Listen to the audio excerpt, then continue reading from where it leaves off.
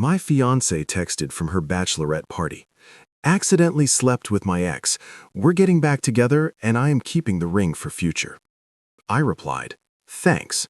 Then I emailed the $80,000 ring bill, which was in her name. And then I, 32 male, am, or rather was, engaged. The wedding was supposed to be in 3 months. Now I'm just sitting in a very quiet condo looking at a $1,500 box of useless cream-colored wedding invitations. It all fell apart last night. Thursday, 11:17 p.m. My fiancée, Miranda, 30, was in another city for her bachelorette party. It was a 3-day weekend thing with her friends, led by her maid of honor, Becca. I was fine with it. Honestly, I was enjoying the quiet. I was probably half asleep, playing a video game, when my phone lit up. It was a text from Miranda. Hey, so this is super awkward, lol, but I ran into Julian, ended up back at his hotel, and we accidentally slept together. It just made me realize I'm not over him.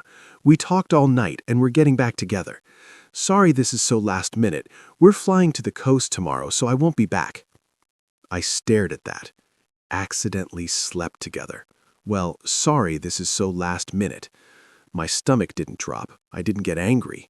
It was cold, like my entire circulatory system just got an antifreeze flush. I read it 3 or 4 times. Then the follow-up text came through as I was still processing the first one. BTW, I'm keeping the ring. It's a clean break gift, and I can probably use it for my future with Julian. Don't try to contact me. It's better this way. Becca will swing by for my stuff sometime next week.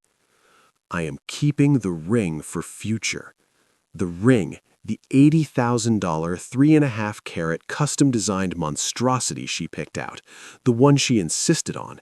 And this is the part where the story gets specific. Miranda is obsessed with appearances, credit, and status. She has a decent job in luxury branding, but her spending is astronomical. When we went to the jeweler, a very high-end, exclusive place, she had a plan. Leo, darling, she'd said, it's my ring. I want it on my credit. I'm building my portfolio, and a high-limit revolving line from a place like this looks incredible. I, being the supportive, trusting idiot, agreed. She opened the store's credit line in her name only. The $80,000 charge hit her account. The agreement was simple. It was her debt, her status item, but I, as her fiancé, would gift her the monthly payments. I set up a recurring $2,500 a month payment from my bank account directly to her jeweler credit line. We'd been paying it for 4 months. I looked at her text again. I am keeping the ring. I typed back one word. Me. Thanks. She must have been confused by that, but I didn't care. I opened my banking app, found the recurring payment of $2,500 labeled Miranda Ring, canceled it, effective immediately. Then I opened my email. I pulled up the most recent statement from the jeweler. I attached the PDF to a new message to Miranda. Subject, our arrangement. Body, per your text, our arrangement is over. This is all yours now. Thanks. I hit send. Then I got to work. It was almost midnight, but I felt wide awake. Condo. We live in my condo. I bought it 5 years before I met her. My name is the only one on the deed and the mortgage. She pays me a small, under-market rent for her half of the utilities. I changed the smart lock code on the front door. Lawyer. I emailed a lawyer my brother used for his divorce. Need immediate consultation. Broken engagement, cohabitation, and asset protection. She is not on the deed. She has left the state with her ex. Please call me. Wedding. I opened our shared wedding spreadsheet. Caterer, $20,000. Venue, $30,000. Band, $8,000. We'd already paid non-refundable deposits on all of them, totaling around $15,000. All from my accounts. That money is just gone, vaporized. I spent an hour emailing every single vendor. Per the dissolution of my engagement, I am canceling the event scheduled for date. I understand all deposits are non-refundable as per our contract. Please confirm cancellation. The only shared thing we had was a streaming service bundle, which was in my name. I logged out all devices and changed the password. By 2 a.m., I was done. I looked at the box of invitations on the dining table. I picked it up, walked it to the building's recycling chute, and dropped it in. I slept for 3 hours, woke up, made coffee, and saw my lawyer had already replied asking for a 9 a.m. call. The silence in the condo feels good, but I'm out $15,000 in deposits, plus the $10,000 that already paid towards her ring. It's a $25,000 lesson in trusting the wrong person. But the real show, I suspect, hasn't started. The next ring payment is due in 5 days. She's currently on a plane to the coast with Julian, probably admiring her $80,000 ring, not realizing her credit line is about to send her a very polite, very firm payment due notification. And I'm just waiting. Update 1. It's been 6 days. The quiet period is officially over and the entitlement has made landfall. My lawyer, Alex, has been fantastic. He confirmed that since she's not on the deed, she has 0 rights to the condo. She is a tenant at will, and since she sent a text message stating her intent to not return, she essentially abandoned her tenancy. He still advised sending a formal certified letter to her last known address, my condo, and her parents' address, giving her 30 days to retrieve her documented belongings or they would be considered abandoned. We did that immediately. The first 5 days were blissfully silent. I dealt with the fallout. I called my parents and my brother. They were shocked, then furious, then supportive. My mom cried a little, not for Miranda, but for the $15,000 deposit I lost. Then came Tuesday, payment due date. I was at work, trying to focus on a quarterly logistics report when my phone started vibrating on the desk. It was Becca, the maid of honor. I let it go to voicemail. Leo. Hey, so Miranda is having some kind of issue. Her card got declined at dinner and she got some email from the jeweler saying her payment is late. She's freaking out. She said you always pay it. Did you forget? Can you just pay it? This is really embarrassing for her. Julian had to pay for dinner. Call me. Embarrassing for her. I deleted the voicemail.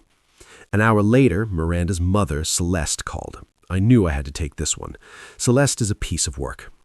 Leo, darling, she started, her voice full of fake sugar. I'm hearing some very confusing things from Miranda. She's on her trip, just relaxing before the big day. Celeste, I cut her off. There is no big day.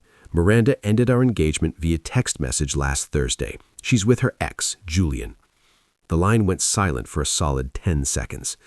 Well, she finally said, her voice turning sharp, the immediate problem, Leo, is that you seem to have forgotten a payment. Miranda is very distressed. She got a notification about her credit. You know how important her credit is. You need to fix this now.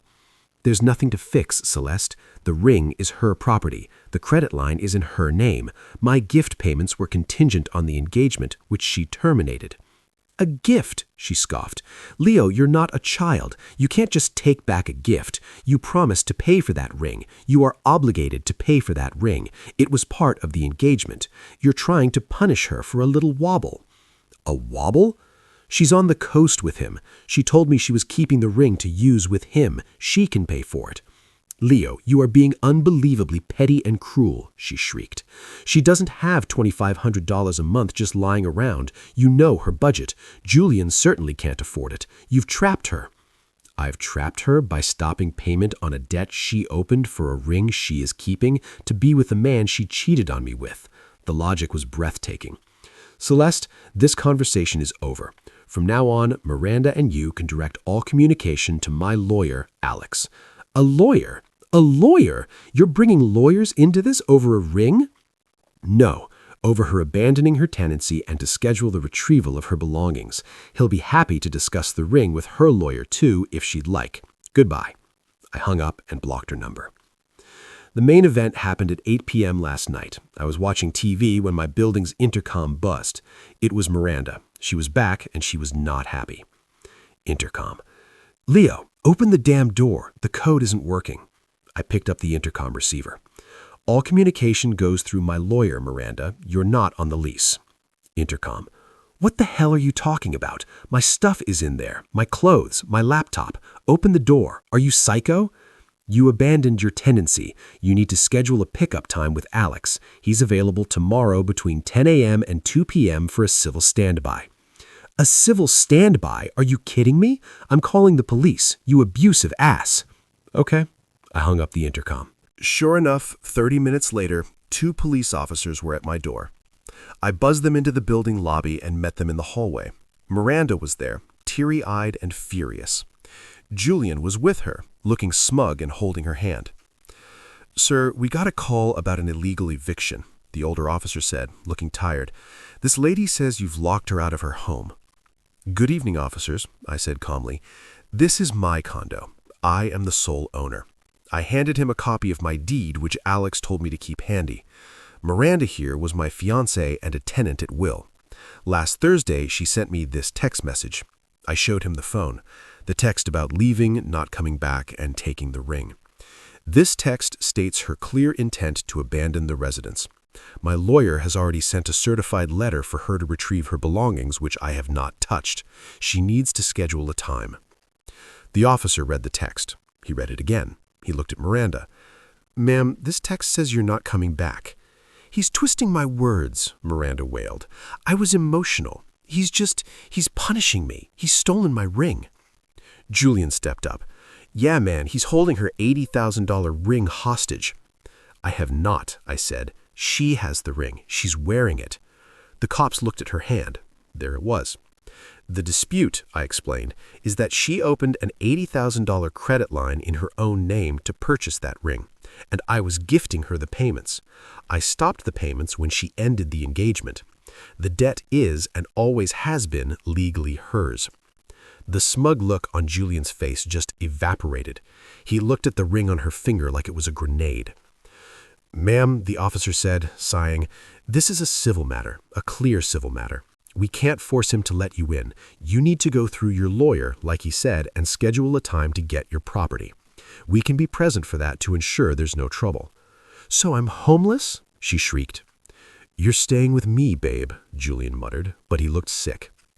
"You need to leave the property, ma'am," the officer said. "This is his home, not yours." They left. Miranda shot me a look that could curdle milk. As they walked to the elevator, I heard Julian hiss at her.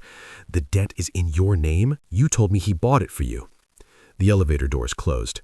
So now she's with Julian, who clearly didn't sign up for an $80,000 debt. The late fees and interest are already piling up. Her credit is about to be torpedoed, and she has to hire a lawyer just to get her designer shoes back. I'm still out $25,000, but watching Julian's face when he realized his new girlfriend's asset was actually a massive high-interest liability, that was worth at least $5,000. Update 2. It's been 2 weeks. The escalation has moved from shouting in the hallway to the cold, passive-aggressive warfare of lawyers' letters. And the entitlement has reached levels I truly didn't think were possible. First, the dirty tricks that Alex had warned me about began, but not the ones I expected. No social media blasts, no calls to my boss. Miranda is too image-conscious for that. Her attacks were more insidious. Trick 1. The mail fraud. A few days after the police incident, I started getting her mail. Mountains of it. She'd clearly gone online and changed her address for everything back to my condo. Credit card statements, plural, fashion catalogs, subscription boxes. It was a deliberate attempt to re-establish tenancy, a paper trail to prove she lived here. Alex's response was simple. We bundled everything, unopened, into a large box, wrote "Return to sender, recipient does not reside at this address" on everything, and mailed it back. We also sent a formal letter from Alex to her, care of her parents' address where she's apparently staying, stating that any further mail sent to my address would be considered harassment and we would file a formal complaint. Trick 2, the sympathy play. I got an email from our wedding photographer. "Dear Leo, I was so terribly sorry to hear about the cancellation. I've been in touch with Miranda and she explained the situation and how you've been struggling. As I know the $2,000 deposit is non-refundable, I'd like to offer a compromise. I can credit that $2,000 towards a New Beginnings photo shoot for Miranda and her new partner. She seems so happy, and I just want to support her during this difficult transition." He what? She had called our vendors, played the victim, and was trying to transfer my lost deposit to a photo shoot with Julian. Alex shut this down with a single email. "My client's deposit is not transferable to Miss Miranda or her new partner. Any attempt to repurpose my client's funds for her benefit will be considered conversion. The cancellation stands as per the contract." The photographer apologized immediately, saying he'd been misled. Trick 3, the big one, the legal demand. This is where it gets truly wild. Alex received a formal demand letter from Miranda's new lawyer. I'm summarizing, but this was the gist. Unlawful eviction. She claims my changing the locks was an unlawful eviction and that her text was written under duress and emotional distress. She's demanding $10,000 in damages for alternative lodging, aka staying with her mom, and emotional pain. Property. She's claiming half the furniture in the condo, the high-end sound system, and a piece of art I bought 2 years ago, claiming they were all gifts to her. The ring. This is the best part. She admits the credit line is in her name. However, she claims I fraudulently induced her into opening it with a verbal contract to make all payments. She's demanding I either A, assume the full $80,000 debt immediately, or B, pay her a lump sum of $120,000, $80K for the ring, plus $40K for punitive damages and credit reputation repair, so she can pay it off. She is, in essence, suing me to pay for the ring she's keeping, which she's wearing while living with her ex. I actually laughed. Alex just smiled. Our response was, as he put it, a precision strike. On eviction, we attached her text. The phrases LOL and sorry this is so last minute are not indicative of a person under duress. She clearly stated her intent to abandon the residence. We also noted the police report where the officers deemed it a civil matter. On property, we attached the credit card and bank statements for the sound system, the furniture, and the art, all purchased from my accounts before she even moved in. Miss Miranda is welcome to her personal belongings, clothes, toiletries, laptop, but she is not entitled to Mr. Leo's personal property. Her claims are frivolous. On the ring, this was Alex's masterpiece. Your client, a professional in luxury branding, willfully and eagerly opened a line of credit in her own name to build her portfolio. She is a sophisticated party to that agreement. My client's gift payments were a conditional gift, the condition being the marriage. Your client unilaterally broke that condition. By her own admission in her text message, Exhibit A, she is keeping the ring. She cannot simultaneously keep the asset and discard the liability. My client's thanks, Exhibit B, was his formal acceptance of her new terms. The debt is hers. Any further claims on this matter will be met with a countersuit for harassment and legal fees. The immediate fallout was radio silence for 48 hours. Then Julian called me from a blocked number. Man, you have to help me. He sounded desperate. She's insane. She's getting calls from the jeweler nonstop, collection agencies. It's only been 2 weeks. They're high interest, man. She told me it was paid for. I can't be part of this. That sounds like a you and her problem, Julian. No, listen, she wants to sell it, but she took it to a jeweler here and they said resale on a custom piece like that it's like $30,000 tops. She's $50,000 in the hole. She's screaming and crying all day. Her credit is already shot. She can't even get a new credit card. You got to just pay it for her. You loved her, right? You're ruining her life. I'm ruining her life by not paying for the ring she's wearing while living with you? This conversation is over. I hung up. So the reality has hit. The $80,000 ring has a resale value of $30,000. She's missed the first payment. Her interest rate has probably skyrocketed to the penalty APR, which on those store cards is 29.99%. She is $50,000 plus in debt. The debt is growing daily. Her credit is in the sewer, and her new future just called me to beg me to fix it. The civil standby to get her stuff is this Friday. I'm almost looking forward to it. Final update. This is it, the last chapter. It's over. Friday morning, the civil standby. Alex told me to be polite, non-confrontational, and to have everything of hers packed, itemized, and by the door. I spent Thursday night just doing that. Clothes, shoes, 15 kinds of face cream, her laptop, her curling irons. I boxed it all. It filled 14 boxes. At 10 a.m. sharp, the police officer, the same tired one from before, and Alex were at my door. Miranda, Celeste, and Becca were in the hallway. Julian was nowhere to be seen. Good for him, I guess. He learned faster than I did. "All right," the officer said. Mr. Leo will remain inside his apartment. Miss Miranda, you and your helpers can retrieve the boxes by the door. You will not step further into the apartment. You will not harass him. You get your things and you leave. Understand? Miranda was pale, and her eyes were puffy. She just nodded, refusing to look at me. Celeste, however, looked ready for war. I opened the door. They saw the stack of 14 boxes. "That's it?" Becca snapped. "She has way more stuff than that." "Her possessions are in those boxes," I said. "Everything on the list she provided her lawyer." As they started grabbing boxes, Celeste, accidentally on purpose, tried to walk past me into the living room. "I just need to check the bathroom for her things." Alex stepped in front of her. "Ma'am, you will remain in the entryway." "This is ridiculous," Celeste snapped. "He's probably kept all her valuable things." "Like what?" I asked. "Beat. The serving platter my grandmother gave her. It's in box 4, labeled kitchen." Miranda was silent, just grabbing boxes and hauling them to the elevator. But as she grabbed the last one, a small box with her jewelry, the non-ring kind, and makeup, she stopped. She finally looked at me.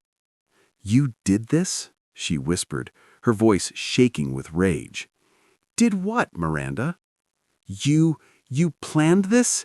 You knew I'd be ruined. You let me take on that debt."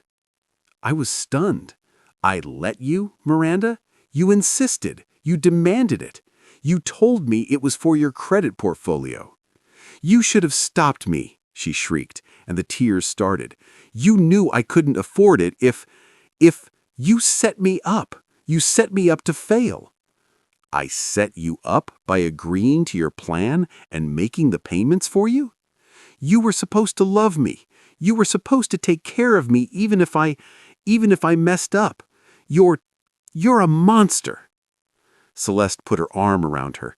"It's okay, baby. We'll sue him for every penny.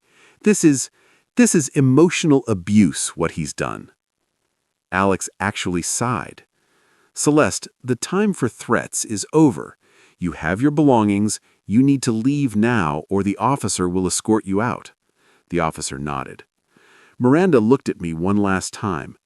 "I hope you're happy, Leo. You in your empty, sterile apartment. You won. You ruined my life. I have nothing." "You have the ring, Miranda," I said, pointing to her hand. She looked at it like it was radioactive. They left. The officer thanked Alex, nodded at me, and left. Alex and I stood in the empty entryway. "Well," he said, straightening his tie, "that was something. She really believes it, doesn't she, that you're the villain?" "Yeah," I said, "she does." "Don't worry about the threats. She's got no case. She's got no money for a retainer. She's done.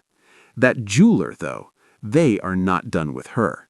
She'll likely have to declare bankruptcy before she's 31. And the ring, she'll have to surrender it in the bankruptcy, and it'll be auctioned off for pennies on the dollar. But the debt will be gone. She'll get her fresh start, with a credit score in the 400s. He left. I closed my door. The chain lock clicked into place. The silence was loud. I'm still out the $25,000. That hurts. It's a significant, stupid loss. It's the price of admission for this lesson. I'm not happy. I'm not celebrating. I just feel tired and empty. But I also feel free. I don't know what happens to Miranda. I heard from my brother, who heard it from a friend, that Julian blocked her on everything. Her mom is apparently trying to take out a second mortgage to pay the jeweler, but they won't settle. They want the full amount plus fees, which are now approaching $6,000 in interest and penalties. She's trapped in a prison of her own design, built on status and entitlement. I won, I guess, but it doesn't feel like a victory. It just feels like the end. I'm taking a week off work. I'm going to paint the living room. Then I'm going to see my parents. I'm done with this. To anyone reading this, trust your gut. If someone's obsession with the image of a life is stronger than their respect for you, run. Just run.